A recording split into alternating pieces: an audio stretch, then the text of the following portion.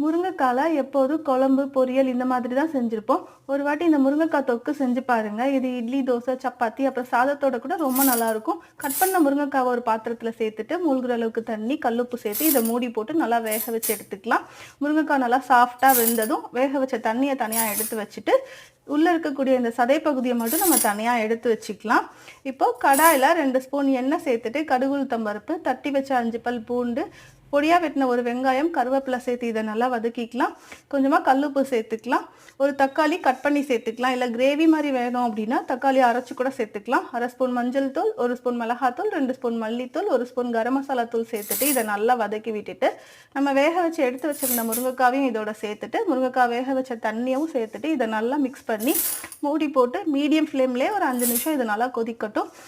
லாஸ்ட்டில் பொடியாக வெட்டின கொத்தமல்லி இலை தூவி எடுத்துட்டோம் அப்படின்னா கமகமன் வாசனையாக முருங்கைக்காய் தொக்கு ரெடி ஆயிடும். ட்ரை பண்ணி பாருங்கள். தேங்க்யூ.